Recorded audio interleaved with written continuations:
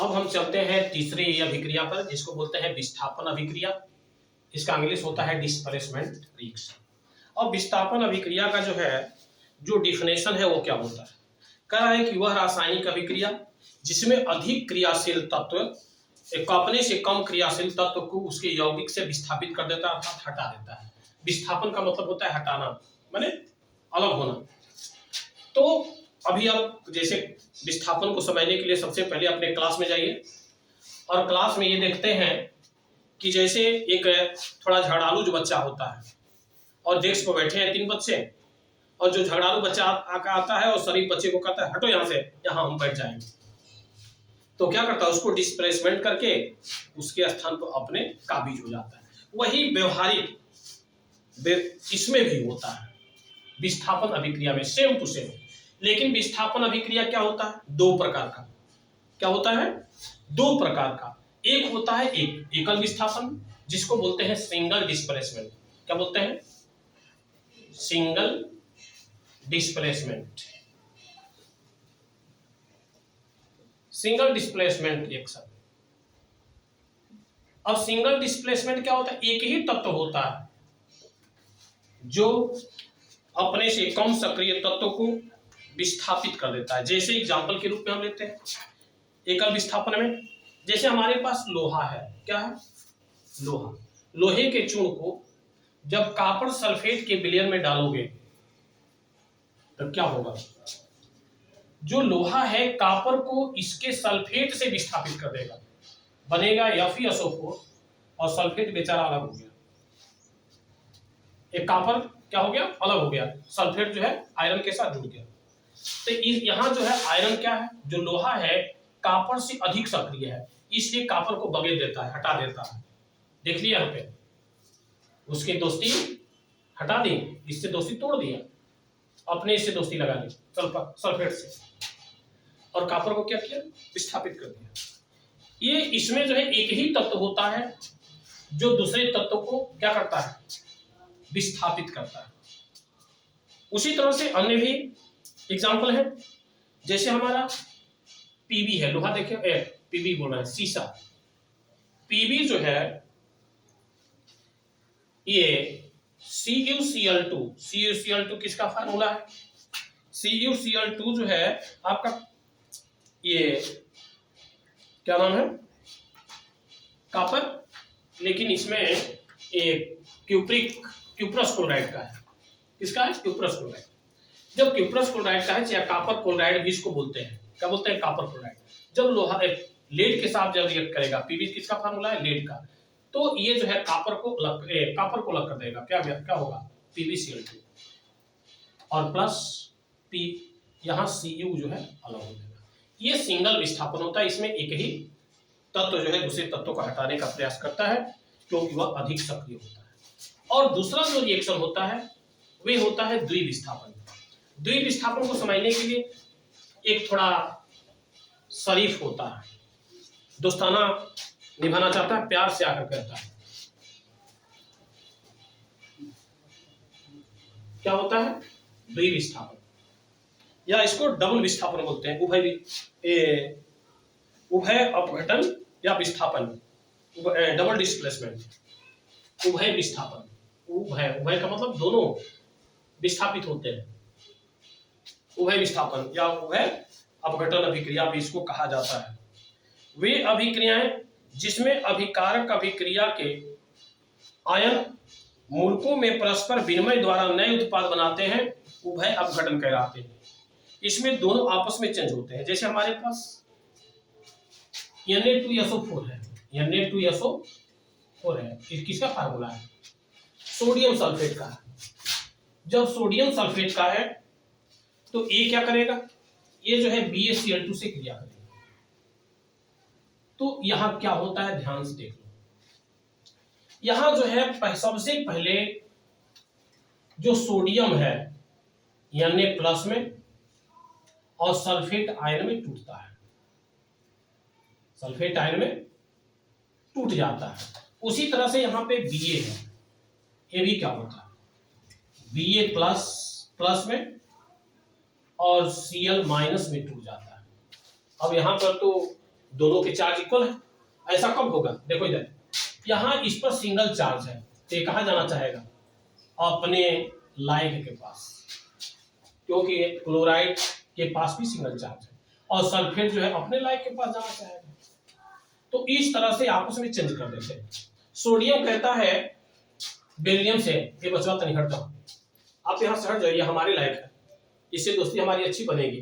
तो सोडियम जो है तो बेरिलियम जो है सल्फेट, और बेरिलियम भी कहता है सल्फेट से कि इसके पास भी डबल चार्ज है, हम दोनों लोग शांति से रहेंगे, क्योंकि इस पे भी दो चार्ज है, भी दो चार्ज है, ये पॉजिटिव या नेगेटिव दोनों मिलकर के न्यूट्रल बनाएंगे। क्या होगा? BSO।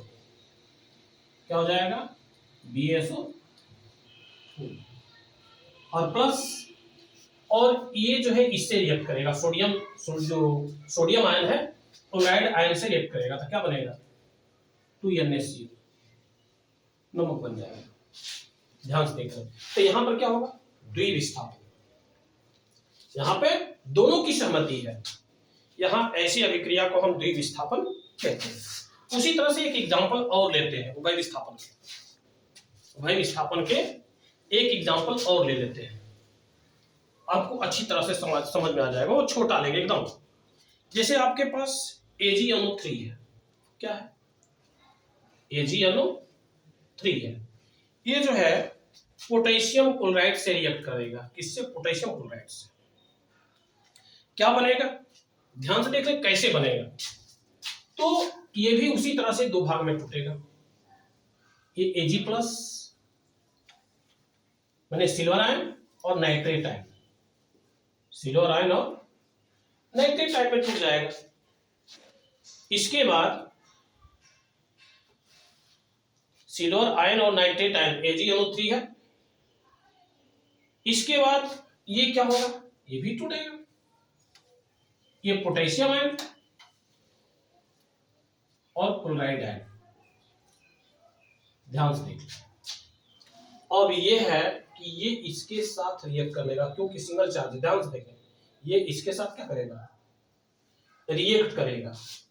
जब रिएक्ट करेगा तब क्या हो जाएगा? AgCl। क्या बनेगा? सिल्वर जो है क्लोराइड के साथ मिल जाएगा और ये इसके साथ रिएक्ट करेगा। जब इसके साथ रिएक्ट करेगा तब क्या होगा? KNO3, potassium nitrate. क्या बनेगा? KNO3, potassium nitrate. इसमें दोनों की सहभागिता है। सिल्वर जो है क्लोराइड के पास जाता है और नाइट्रेट जो है पोटेशियम के साथ जाता है, दोनों मिलकर कैसे बनाते हैं? सिल्वर क्लोराइड और पोटेशियम नाइट्रेट। ये हमारा रहा क्या चीज?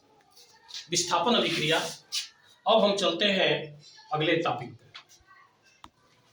अब हम चलते हैं अगले रिएक्शन पे। ये 4 नंबर में आता है ऊष्माक्षेपी और ऊष्माशोषी, दोनों एक ही में आता है, लेकिन इसके डिफिनेशन अलग अलग होते हैं। ऊष्माशोषी, ऊष्माक्षेपी अभिक्रिया इसको बोलते हैं इजोथर्मिक रिएक्शन। इजोथर्मिक रिएक्शन। ऊष्माक्षेपी का मतलब ये होता है किसी भी कार्य को करने के लिए हमें क्या करना चाहिए? यदि रिएक्शन होता है तो उसमें से ऊष्मा निकलती है। ऊष्माक्षेपी का मतलब ऊष्मा का निकलना। तो ऐसी अभिक्रिया जिसके संपन्न होने के बाद ऊष्मा निकलती है। आप कहेंगे कि ये कैसे हो सकता है? तो आपने ये देखा होगा, यदि कोयला घर में होगा और कोयले को यदि हवा में जला देंगे, क्या करेंगे? कोयले को यदि हवा में जलाएंगे, ये क्या होना चाहिए? कोयला, चाहे जैसा भी हो। ऑक्सीजन में जलाएंगे, हवा में जलाने पर क्या होती है जी? आंच निकलती है, नहीं निकलती? क्या बनता है? कार्बन डाइऑक्साइड, जो धुआं होता है वो निकलता है। और इसके बाद 1 ग्राम कार्बन को यदि जलाएंगे तो क्या होगा? 94 किलो कैलोरी ऊष्मा जो है, 94 किलो कैलोरी ऊष्मा जो है निकलती है। KCl, किलो कैलोरी ऊष्मा इसमें से निकलती है। ये होता है ऊष्माक्षेपी का। उसी तरह से जैसे आप एक एग्जांपल देख सकते हैं, इसका डिफिनेशन होगा कि वह रासायनिक अभिक्रिया जिसमें ऊष्मा निर्मुक्त होती है ऊष्माक्षेपी अभिक्रिया कहलाती है। एक पहचान है कि लास्ट में प्लस दे करके और उष्मा का सिंबल चाहे जितना कैलोरी हो दिया जाता है। उसी तरह से आपके पास चूना देखे हो, चूना, और चूने को पानी में डाल देना, कुछ देर के बाद क्या होगा, खौलना शुरू होगा और हीट भी हो जाएगा, उसमें भाप भी निकलेगा, तो भी क्या है, वो भी आपका ऊष्माक्षेपी अभिक्रिया है। अब हम इसी के सेकेंड पार्ट में, यह है ऊष्माशोषी अभिक्रिया, इसको बोलते हैं एंडोथर्मिक रिएक्शन। ऊष्माशोषी का मतलब कार्य करने के लिए ऊष्मा चाहिए, वह रासायनिक अभिक्रिया जिसको संपन्न करने के लिए ऊष्मा की आवश्यकता होती है, उसमें से ऊष्मा निकलती नहीं है, ऊष्मा की आवश्यकता होती है। जैसे घर में खाना पकता है, चावल और पानी को मिला करके आप क्या करते हो, हीट करते हो, क्या करते हो, हीट करते हो, तब जाकर के खाना पकता है, बिना मैंने तब उसमें जाकर के खाना पकेगा। तो उसमें क्या होगा, जैसे इसका एक एग्जांपल ले लेते हैं, जैसे नाइट्रोजन है, नाइट्रोजन और ऑक्सीजन ये आपस में बहुत जल्दी रिएक्ट करेंगे, इसमें को आपको धिकाना नहीं पड़ेगा, अपने आप रिएक्ट करके क्या होगा, नाइट्रोजन ऑक्साइड बनाएंगे, और इसमें से इसके लिए क्या करना पड़ेगा, ऊष्मा, इसको धिकाना पड़ेगा। इसमें संपन्न होने के बाद जब जला देंगे तो इसमें से ऊष्मा निकलना शुरू हो जाएगी, इसमें से ऊष्मा नहीं निकलेगी, इसलिए यहाँ प्लस होता है, यहाँ पर क्या होता है, minus 45 kilo calorie, 45 kilo 45 kilo calorie ऊष्मा इसकी आवश्यकता होती है। नाइट्रोजन को ऑक्सीजन में मिला देंगे तो उसमें से उसको NO बनाने के लिए इतनी कैलोरी ऊष्मा की आवश्यकता होगी। अब इसी को जो यहाँ माइनस दिया है, किसी किसी इक्वेशन में ऐसे भी दे देता है, ध्यान देना एग्जाम में, इधर रहेगा तो 45 किलो कैलोरी ऐसे, इसका मतलब हमें दिखाना है क्या बनेगा, 2NO, ये पहचान है।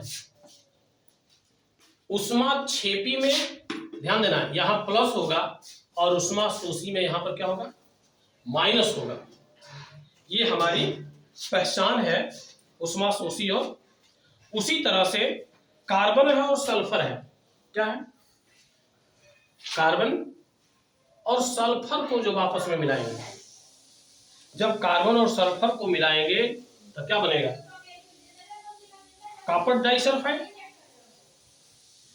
यहाँ 2s कर देना, CS2 और माइनस ये हो जा 20,000 कैलोरी, 20,000 कैलोरी इसमें से ऊष्मा निकलेगी, दिखाई दिया। ये हमारा रहा ऊष्माशोषी, दोनों के परिभाषा जान गए। इसके बाद आज का वीडियो यहीं पर समाप्त करते हैं। सबका धन्यवाद। तब इसको लाइक करें, सब्सक्राइब करें, शेयर करें।